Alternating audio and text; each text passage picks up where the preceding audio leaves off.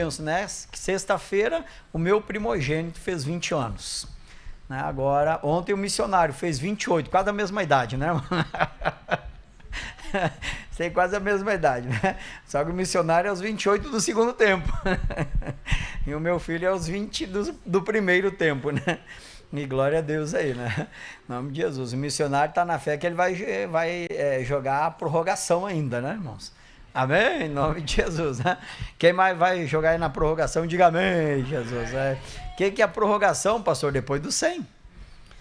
50 é o primeiro tempo, né? O 100 é o segundo tempo. E aí depois vem a prorrogação. E aí tem prorrogação de 2 tempos também.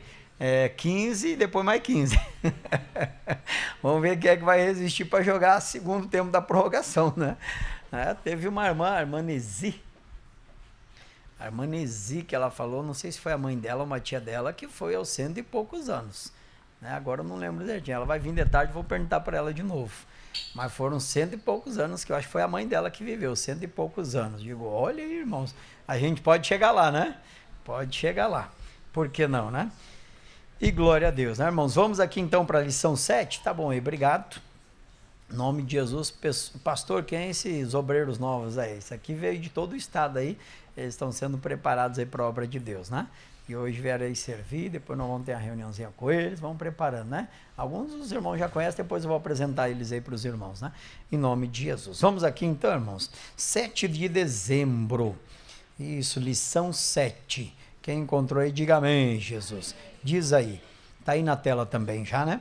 O amor de Deus é tão sublime e incondicional que ele enviou o seu Filho a fim de nos redimir, perdoando os nossos pecados, curando as nossas enfermidades e trazendo a paz que excede todo entendimento.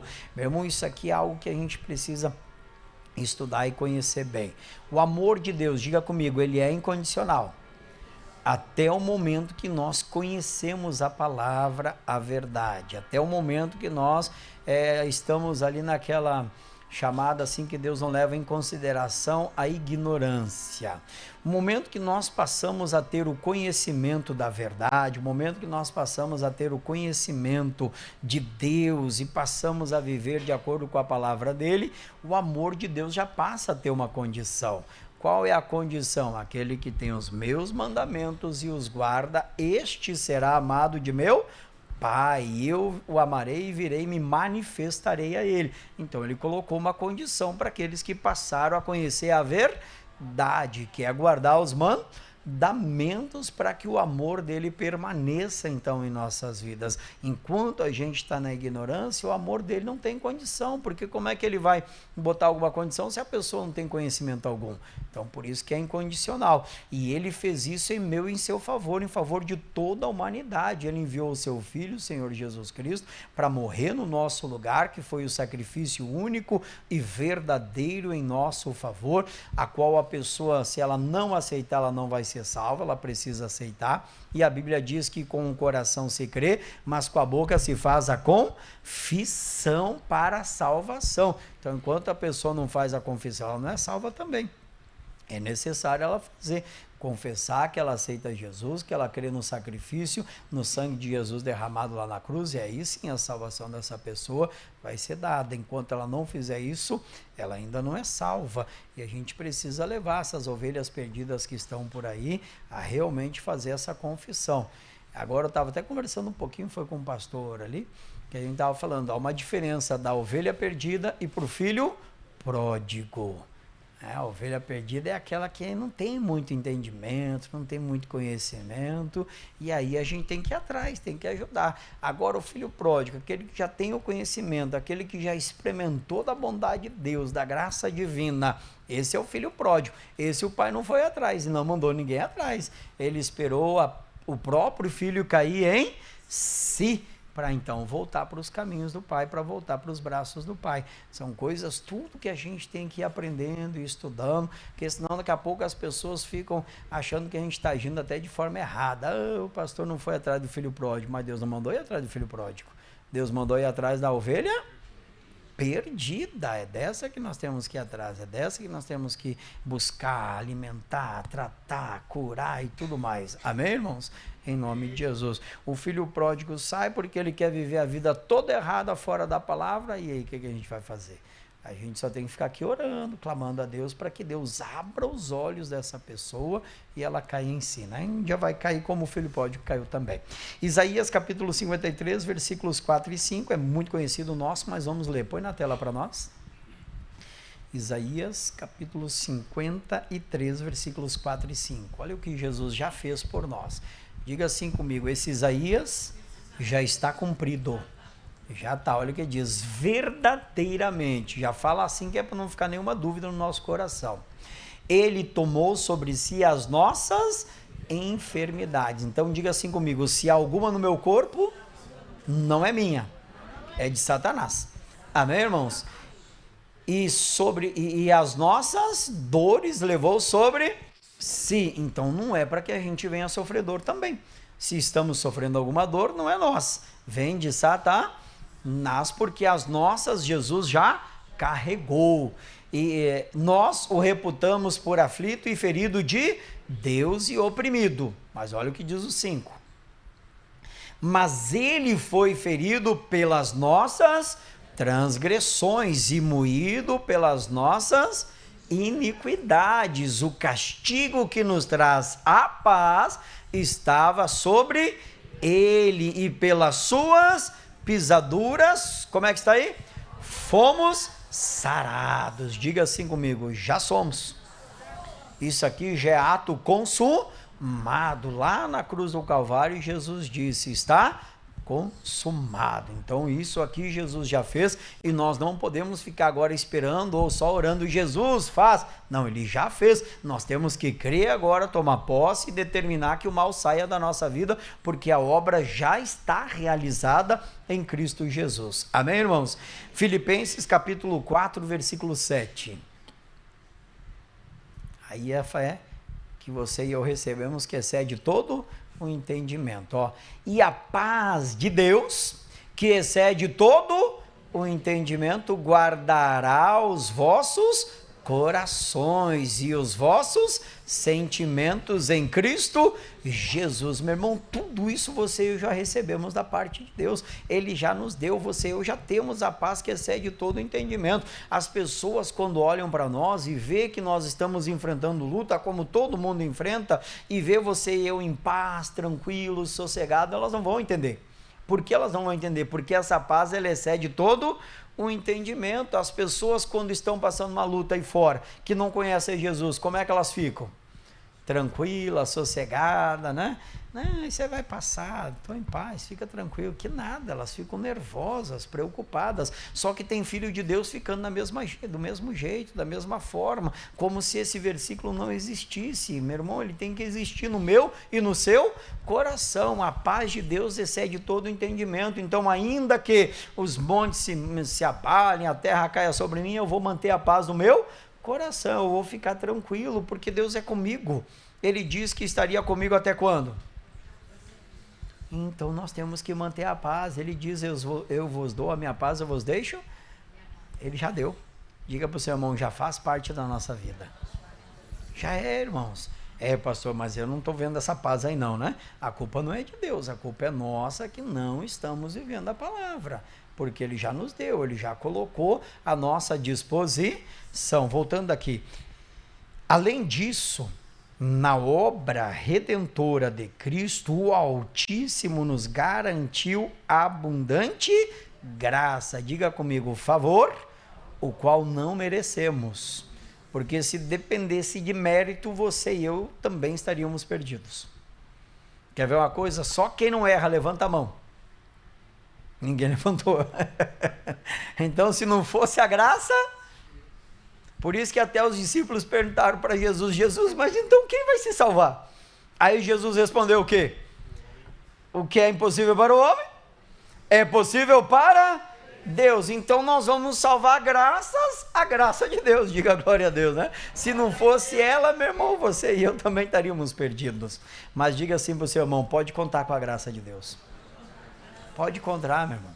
Pode esperar na graça de Deus. A graça de Deus é que nos auxilia, que nos ajuda e que faz com que a gente consiga alcançar essa salvação que nos é dada. Mas nós temos que crer no nosso coração. Amém? Diz mais aí, né? Segunda carta aos Coríntios, capítulo 8, versículo 9. Eu vou pular aqui, irmãos, porque senão vou demorar muito, eu tenho outra mensagem. Isso significa que com ele teremos sempre suficiência em tudo. Para cumprir o seu propósito, o Pai julgou necessário permitir que no corpo do seu amado Filho fossem feitas as feridas pelas quais fomos sarados. Meu irmão, isso aqui é algo muito lindo. Isso aqui você e eu temos que analisar com profundidade no nosso coração. Imagina, para que você e eu pudéssemos hoje ser sarados, o Senhor Deus, a Bíblia chega a dizer que agradou-lhe moê-lo. Imagina que agradou o Pai moer o próprio Filho só para que você e eu fôssemos sarados. Meu irmão, nós que tantas vezes somos desobedientes a Ele, nós que tantas vezes deixamos de cumprir a palavra dEle, isso é amor ou não é amor? É amor ou não é amor, meu irmão? Claro que é amor, amor puro, porque Ele sabe que tantas vezes a gente é... Posso falar ou não? Eu estou falando da gente, que eu me incluo aqui também. A gente é cabeçudo, irmão. E não é verdade? A gente fica aí dando cabeçada na vida mesmo, conhecendo a verdade, fazendo tudo errado. E mesmo assim, agradou Deus moê-lo para que você e eu pudéssemos ser sarados. E a gente tem que levar isso em consideração todos os dias no nosso coração.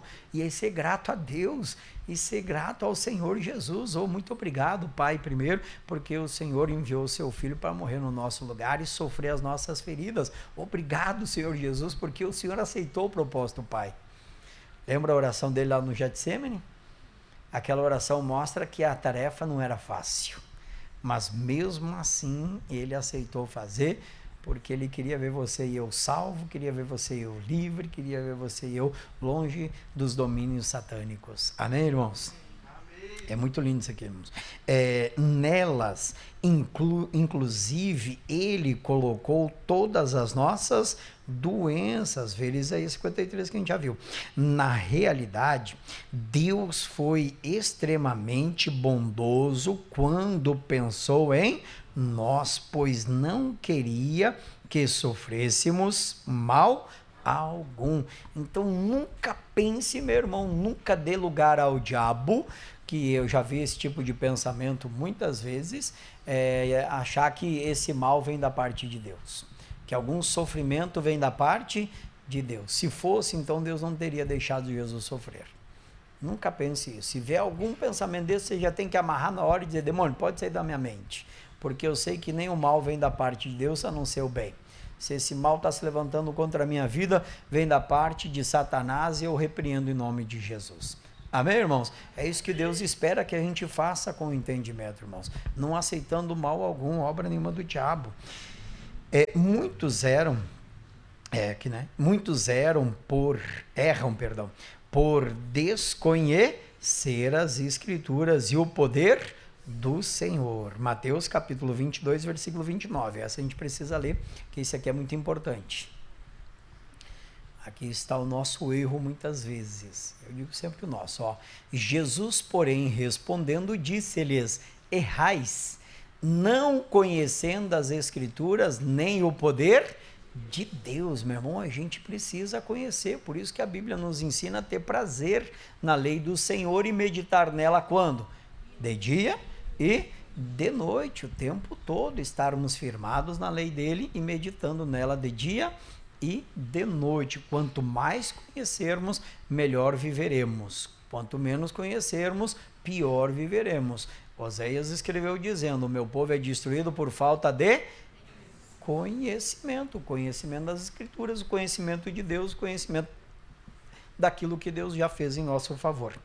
Todos precisamos saber que é o nosso Deus, quem é o nosso Deus, e que Ele é capaz de operar pelos seus filhos amados. Diga glória a Deus, né? Ele sempre operou e sempre vai operar. Ele não mudou e nunca vai mudar. A Bíblia diz que Ele é o mesmo quando? Ontem, hoje e será eternamente. Então, aquilo que nós lemos na Bíblia que um dia Deus fez, Ele tem poder para fazer hoje. Ele vai ter poder para fazer amanhã, depois de amanhã e sempre o terá.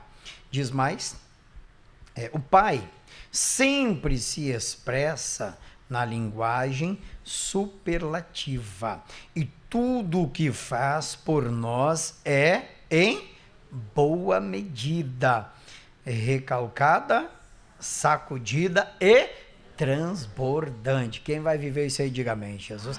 Meu irmão, Deus quer que a gente viva. Isso aqui é em tudo, diga assim comigo, é paz, é alegria, é saúde, é prosperidade, é tudo, meu irmão. Tem que ser dessa forma. Como é que é a forma? Diga aí comigo. Boa medida, recalcada, sacudida e transbordante. Lucas capítulo 6, versículo 38. Afinal, Jesus veio para nos dar vida com miséria, com dificuldade, só com luta. Não, com abundância. E Ele quer que vivamos essa vida abundante. Diga aí para o seu irmão, depende de nós, irmão. Depende de nós, se a gente crer, desfrutar, conhecer, nós vamos viver, né? Pérola diária. Jesus, porém, respondendo, disse-lhe: errais não conhecendo as Escrituras, nem o poder de Deus. Então diga comigo, eu não vou errar mais.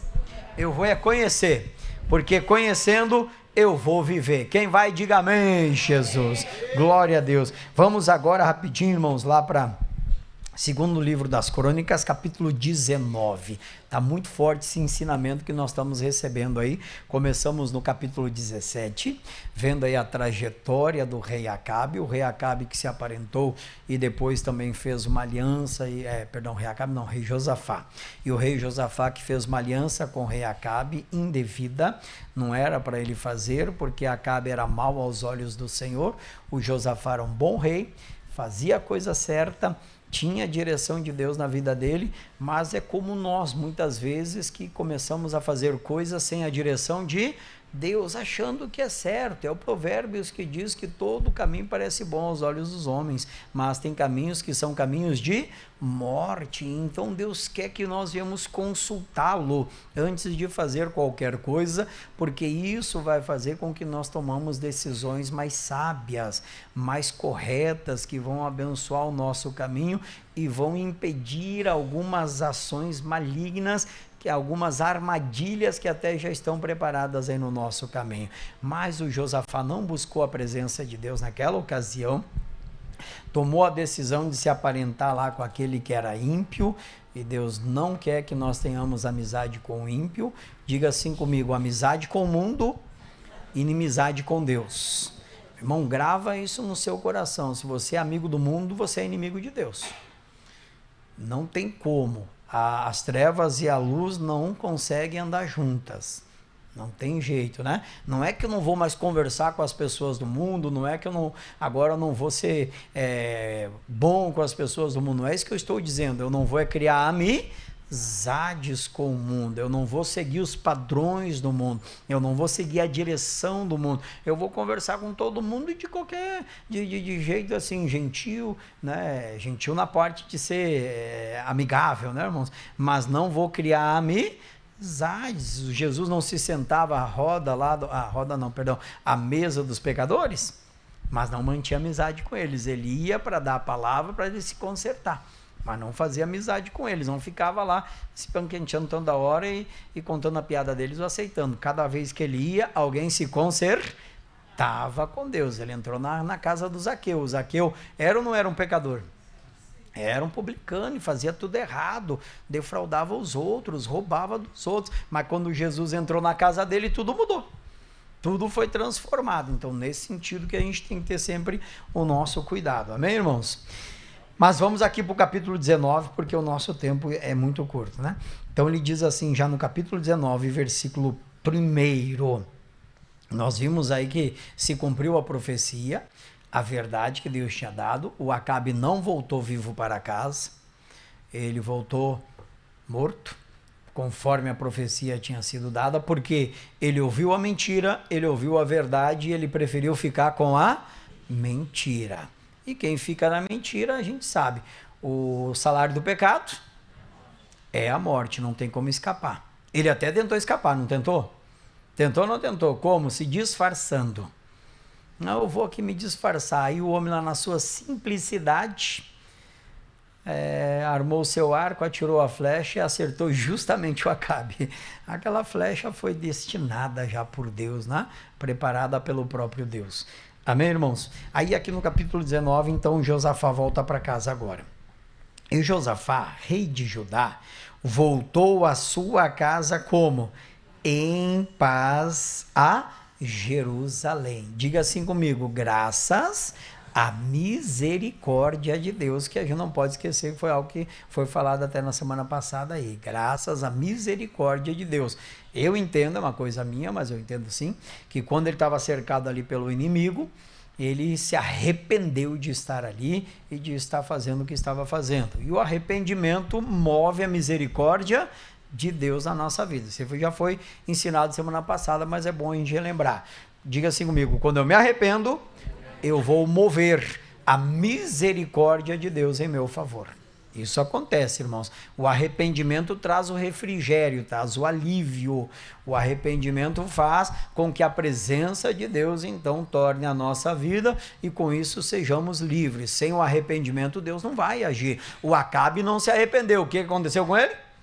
Morreu. O Josafá se arrependeu. E aí, então, Deus faz ele voltar para casa em paz. Né?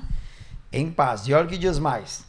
Ejeú, filho de Anani, o vidente, lhe saiu ao encontro e disse ao rei Josafá: devias tu ajudar ao ímpio e amar aqueles que ao Senhor aborrecem?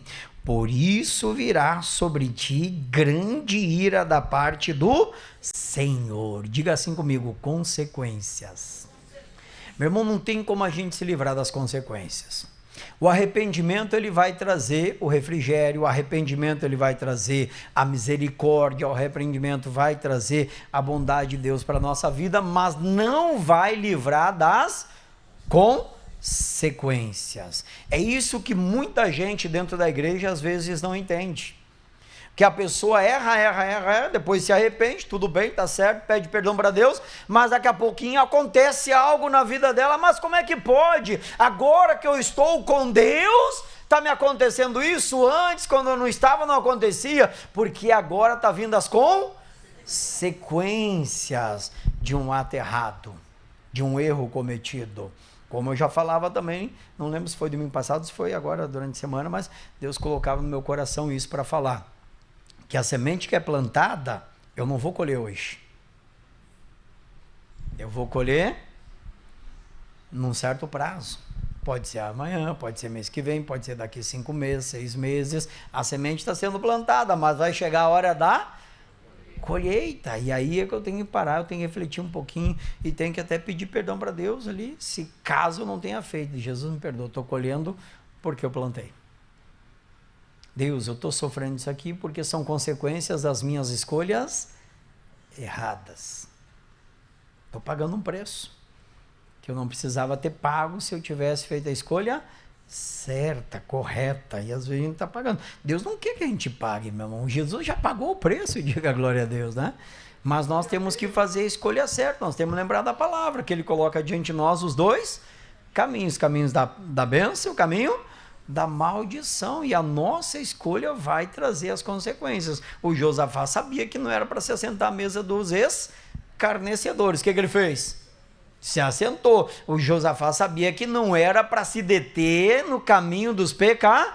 O que ele fez? Se deteve, foi até para a guerra com o pecador, né? E aí vem agora as consequências. Ainda que ele se arrependeu, agora uma coisa é certa, diga assim comigo, tem arrependimento e tem o remorso. Que aí é diferente. Às vezes a pessoa só sente remorso. Qual que é a diferença? A gente vai estudando, vai conhecendo um pouquinho. Quer ver? Quando a pessoa se arrepende, a pessoa realmente sente aquela amargura, aquela dor no coração e ela vai e se conserta. Quando a pessoa não se arrepende, sente só o remorso. Quando ela é repreendida, ela quer se consertar. Mas então ela não se arrependeu, porque ela foi descoberta e foi repreendida e aí ela quer se consertar.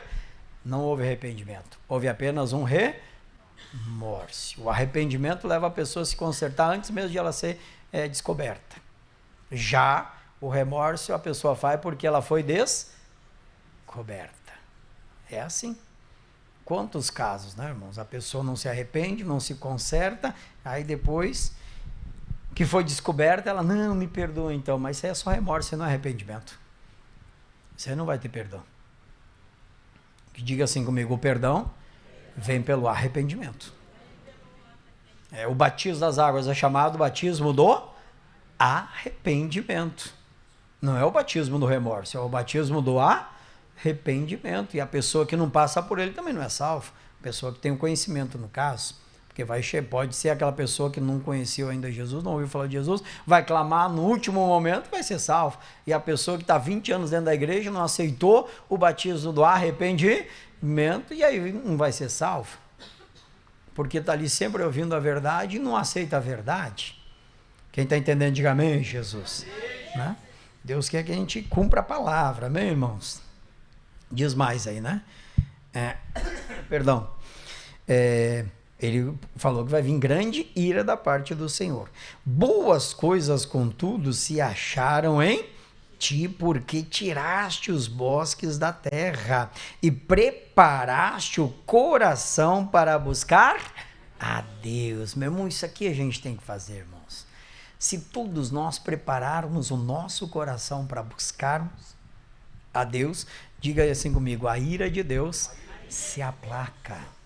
Irmão, quando a gente prepara o coração para buscar Deus, a gente vai ver que a ira de Deus se aplaca. As consequências vieram sobre o rei Josafá, nós vamos ver isso aí provavelmente nas próximas semanas agora. A guerra veio e uma multidão veio contra ele. Diga assim comigo, mas a ira de Deus se aplacou. Por que se aplacou? Porque ele buscou? Porque ele preparou o coração para buscar Deus. Não foi aquela coisa de qualquer jeito, né? Não, pastor, graças a Deus, hoje eu estou aqui, é domingo, né? Então tem que estar, né? Aleluia, né? Glória a Deus. Mas tem tanta coisa para fazer que eu estava pensando nem vir hoje também, pastor. É um coração que não está preparado para buscar Deus. Está buscando a Deus de qualquer jeito, de forma relaxadamente. Nós vimos aqui no curso Fé que aquele que faz a obra de Deus, diga comigo, e todos fazemos, de forma relaxadamente, de forma fraudulentamente, esse é como maldito. A ira de Deus vem sobre ele, a ira de Deus se acende. Ah não, pastor, mas Deus não se ira. Quem disse que não? Está aí, está na Bíblia. Como é que não se acende? Está aí, está escrito, que olha, vou ler de novo lá o versículo anterior. Por isso virá sobre ti grande ira da parte do diabo? Não, da parte de quem? Do Senhor. É a ira de Deus que estava se acendendo contra Josafá. Diga para o seu irmão, Deus também fica bravo. Sou eu que estou dizendo, é a Bíblia. Ei, irmãos, quem está dizendo? É a Bíblia, é a palavra que está dizendo que Deus também fica irado, fica bravo. Glória a Deus que a graça dele é maior, não é, irmãos? Que a misericórdia dele é maior que a ira. E aí a pessoa que prepara o coração para buscar Deus, aplaca essa ira. E Deus acaba até muitas vezes falando que vai fazer, e eu digo para você, às vezes nem faz.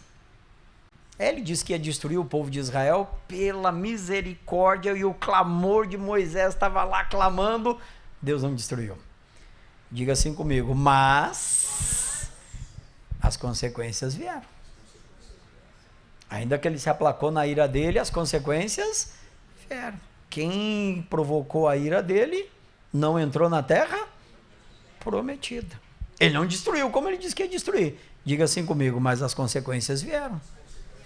Então é isso que nós temos que parar, pensar, refletir, que as consequências vêm, irmãos. Vêm, não adianta a gente achar que não, elas vêm. Por isso que nós temos que preparar o nosso coração para buscar ao Senhor. Uma vez até ouvi de uma pessoa, pastor, para mim igreja é um lugar só para um disfarce. Porque daí a pessoa erra e depois vai para a igreja, daí tudo bem. Não, agora Deus já me perdoou. Eu disse para ele, não é assim não, meu amigo. Se a pessoa erra, ela vai sofrer as consequências. Deus vai perdoar, porque Ele perdoa mesmo, e nós também perdoamos, temos que perdoar, sem problema algum, mas vai sofrer as consequências daquele erro, daquela escolha errada que a pessoa tem. O Josafá tal não está sofrendo as consequências, Tá, sofreu, melhor dizendo, né?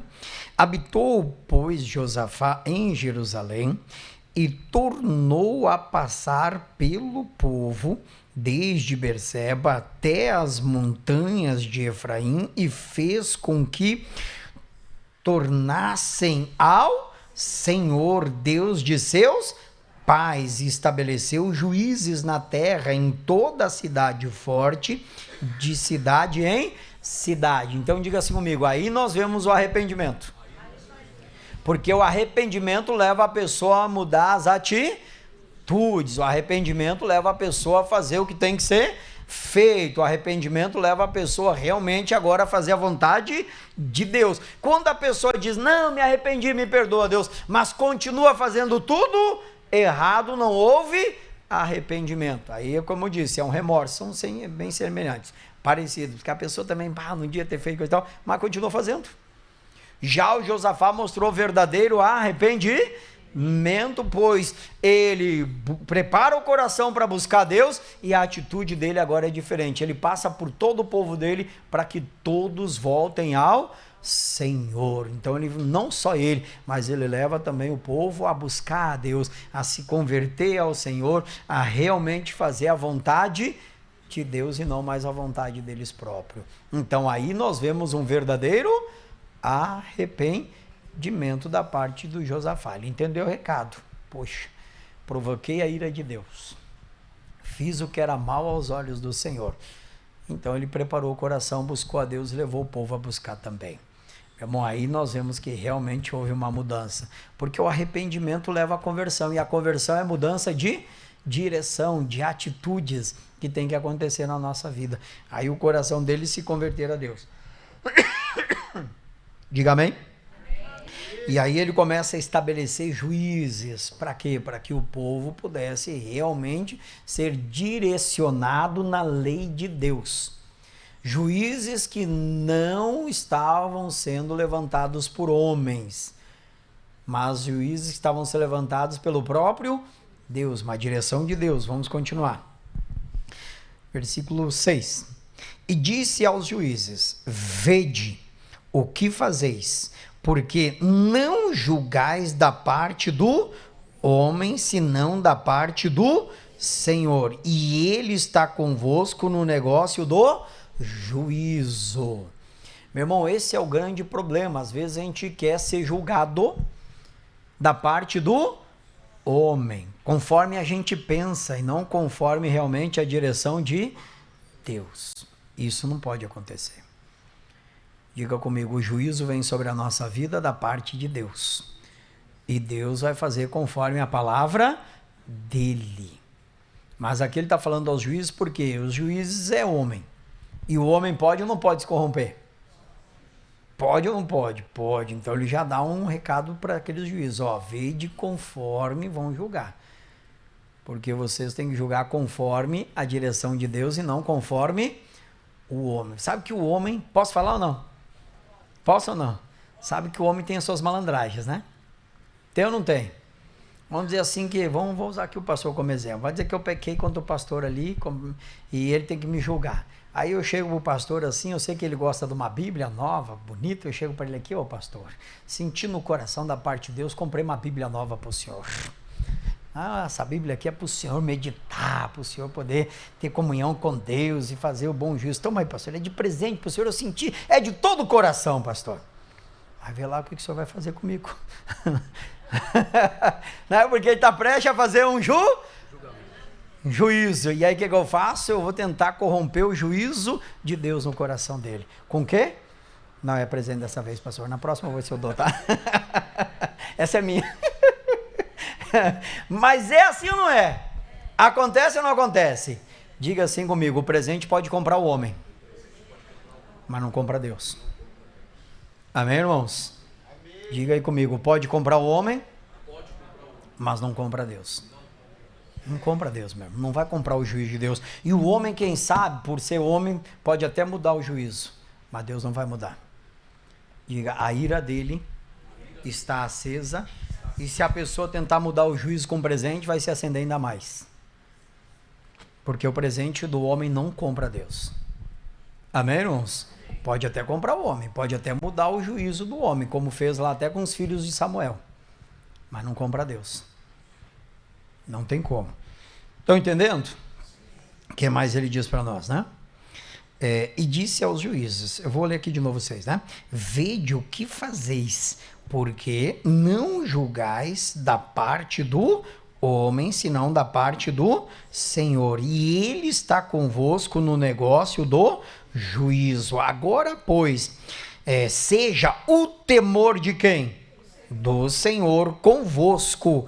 Guardai-o e fazei-o. Diga assim comigo, o temor, que é o respeito a Deus, tem que ser guardado e cumprido. Não adianta eu dizer que eu tenho temor a Deus, mas eu não mostro esse temor. Eu não demonstro esse temor com as minhas atitudes, com os meus atos, com os meus feitos. Então diga comigo, o temor deve ser guardado e cumprido. Amém, irmãos? Daí ele continua dizendo. Porque não há no Senhor nosso Deus iniquidade, nem acepção de pessoas, nem aceitação de quê? Não há. Diga aí comigo, eu não compro a Deus com o dízimo, eu não compro a Deus com uma oferta, eu não compro a Deus com coisa alguma, irmãos. Não tem como. Deus não vai se deixar vender. A gente consegue a misericórdia, a graça e a bênção de Deus com um coração sincero, com temor, sendo guardado e cumprido no nosso coração. Diga glória a Deus, né? Aí nós conseguimos tudo o que Deus tem para nós. E vamos em frente, que eu quero terminar o 19 hoje. Eu acho que eu consigo, né? E também estabeleceu Josafá alguns dos levitas e dos sacerdotes e dos chefes dos pais de Israel sobre o juízo do Senhor e sobre as causas judiciais e tornaram a Jerusalém. Então Josafá foi inteligente, irmãos. Ele colocou pessoas para governar, para cuidar, para fazer o juízo, para poder atender o povo, para que todos pudessem andar na lei do Senhor. É como hoje também é estabelecido na obra de Deus. Tem aí os pastores, os obreiros, todos para nos ajudar a gente a andar na presença do Senhor, para nos direcionar, para nos levar a caminhar segundo a palavra de Deus e nunca fora dela. Daí diz mais, e Deus deu-lhes ordem dizendo, assim andai, aonde? No temor do Senhor, com quê? Com fidelidade, com o coração inteiro. Esse é um grande problema que a gente percebe que é não de hoje, mas sempre existiu. Que a gente quer andar às vezes na presença do Senhor, quer andar na presença de Deus, mas não com fidelidade à palavra dele. Queremos andar na presença do Senhor, mas queremos fazer a coisa do nosso jeito. Tem gente que quer ser abençoado por Deus, mas quer discordar da palavra que manda trazer o dízimo à igreja. Tem gente que quer andar na presença de Deus, quer ser abençoado, enriquecido por Deus, mas discorda da palavra que ensina que através da oferta assim nós somos. Isso é falta de fidelidade à palavra. É só estudar a palavra, irmãos. Está tudo na palavra. Não estou falando isso para depois escolher oferta. Estou falando isso que está dentro da palavra. Tem gente que quer receber a bênção de Deus no casamento, mas não é fiel ao casamento. Como é que Deus vai ser? Porque se eu não for fiel à minha esposa, eu não estou sendo fiel a Deus. Quem é que colocou a esposa no meu caminho? Deus. Se eu não for fiel a ela, eu não sou fiel a Deus. Não tem como. Se eu não sou fiel a ela, que está do meu lado todo dia, como é que eu vou dizer que eu sou fiel a Deus? Se for Deus que colocou ela no meu caminho. E assim, então, se eu sou fiel, eu tenho que ser fiel a Deus. Eu tenho que ser fiel na obra dele aqui. Como ele mandou fazer, a gente tem que ser fiel a Deus na nossa casa, no nosso casamento. Em todas as partes. Amém? Cumprindo o chamado dele, as ordens dele. Aí nós somos fiéis. Às vezes a gente quer andar com Deus, mas não quer ser fiel. Não quer andar na fidelidade. Aí a gente está se iludindo, porque daí não estamos andando com Deus. Estão entendendo, queridos? O que mais diz para nós? Posso continuar ou não? Então vamos lá, vamos terminar aqui hoje. Com fidelidade. Deixa eu ver, perdi até onde eu parei, tirei a mão aqui. Aqui, fidelidade e com coração inteiro. Nosso coração tem que ser inteiro para Deus. Não adianta ficar dividido. Uma hora eu quero servir a Deus, outra hora eu não quero, uma hora eu quero buscar, outra hora eu não quero, uma hora eu quero as coisas de Deus, outra hora eu quero as coisas do mundo. Isso é o coração dividido, não pode. A gente tem que ter um coração inteiro voltado a Deus. E em toda diferença que vier a vós, dos vossos irmãos, que habitam nas suas cidades, entre sangue e sangue, entre lei e mandamento, entre estatuto e juízo, admoestai-os, que se não façam culpados para com o Senhor, e não venha grande ira da parte de vós e sobre os vossos irmãos, fazei assim e não os fareis culpados. Diga comigo, nós temos que fazer tudo dentro da lei, dos mandamentos, tudo de acordo com Deus. Veja que ele diz lei e mandamento. Nós temos que julgar segundo o mandamento de Deus, mas nós também temos que julgar sobre a lei. Como assim, pastor? Deixa eu ensinar uma coisa para você. Por exemplo, se alguém chegar para mim e pedir, pastor, eu quero que o senhor abençoe meu casamento, mas vai chegar aqui para mim sem a certidão de casamento. Eu vou julgar sobre a lei e o mandamento. A lei da nossa nação manda ser casado.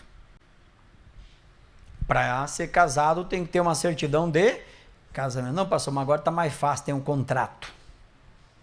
Né? Agora tudo fica mais fácil, agora é um contrato.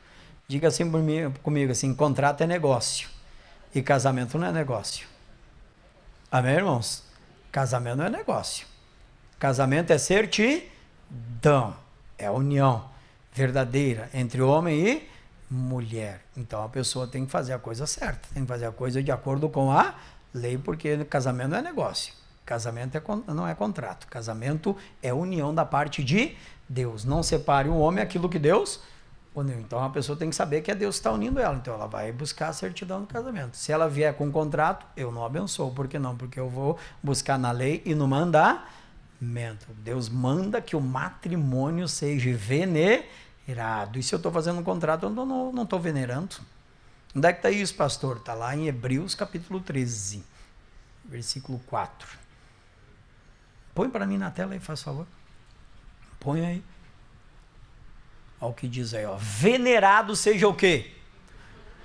Entre todos o contrato. E é o quê? O matrimônio, um leito sem mácula, sem pecado. Amém, irmão? Sem mancha. Olha que forte isso aí. Porém, e diga para o seu irmão, o Novo Testamento.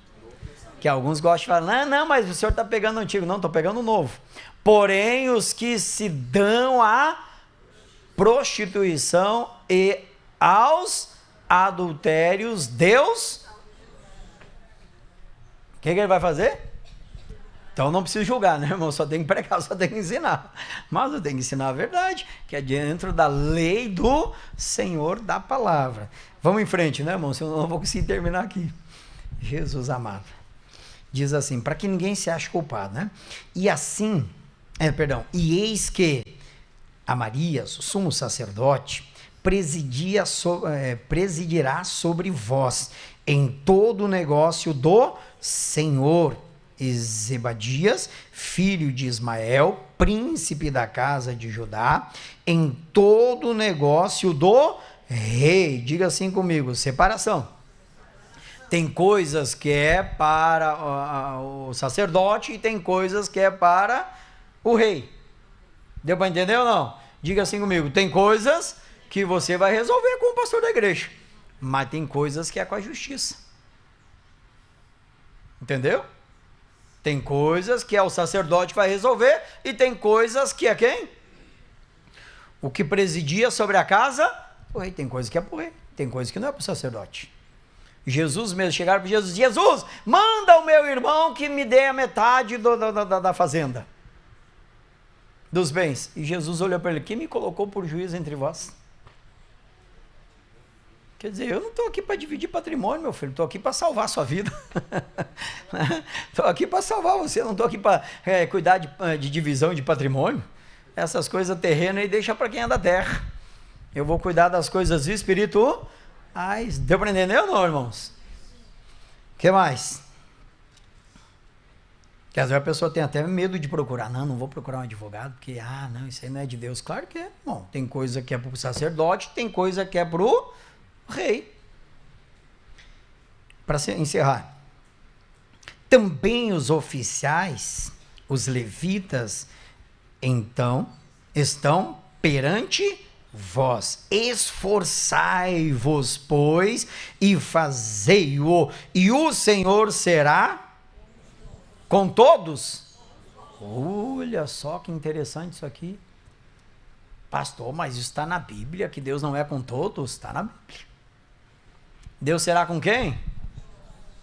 Então olha para o irmão assim, vamos se esforçar, meu irmão, para a gente tentar ser bom pelo menos. Amém? Jesus disse, só tem um que é bom. Quem é? Deus. Mas se a gente se esforçar, buscar, viver de acordo com a palavra, Deus vai ser com a gente. Deus vai estar conosco em nome de Jesus. Então, irmãos, não é porque eu estou na igreja que Deus é comigo. Não é porque eu estou no altar que Deus é comigo. Não é porque eu estou vestido bem que Deus é comigo. Deus é com quem?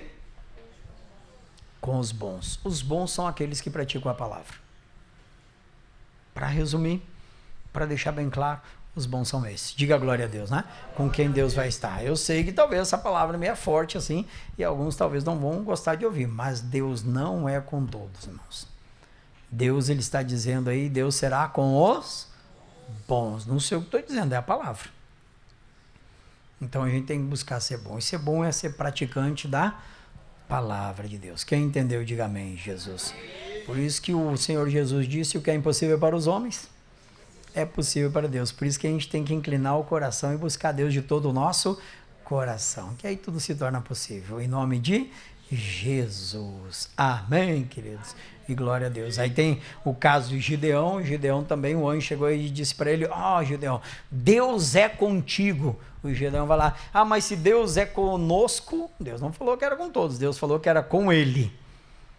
Amém, amados? Tudo isso são lições que a gente tem que guardar no nosso coração. Tem que ficar aqui dentro, Deus não vai ser comigo se eu estiver agindo fora da palavra dele, fora da verdade. Agora, se eu estou na palavra, ele é comigo e vai me abençoar em nome de Jesus. E glória a Deus por isso. Sentado mesmo, diferente um pouquinho hoje, coloca a mão no seu coração, fecha os teus olhos. Senhor nosso Deus, em o nome de Jesus, Pai, forte essa palavra, ensinamento. O Senhor colocou os juízes na terra para julgar em retidão. Sabemos, Pai, que muitos juízes hoje sobre a terra não estão julgando com retidão, mas estão aceitando presentes, subornos que não deveriam aceitar. Que nós, como homens e mulheres de Deus, jamais viemos nos deixar levar por presentes, por subornos. Antes, ó Deus, viemos inclinar o nosso coração para falar sempre a verdade, para fazer a tua justiça se cumprir na vida de cada um, segundo a tua reta justiça, Pai.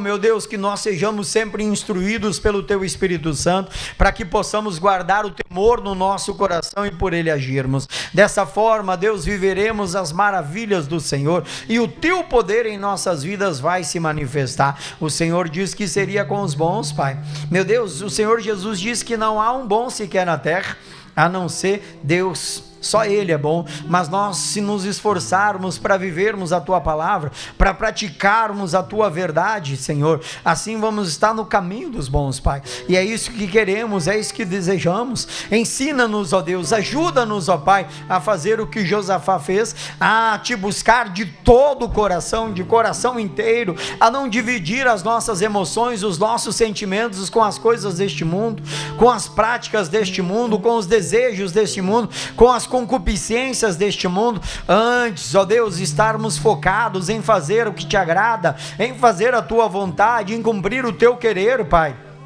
Trará benefícios, trará bênção sem medida sobre as nossas vidas.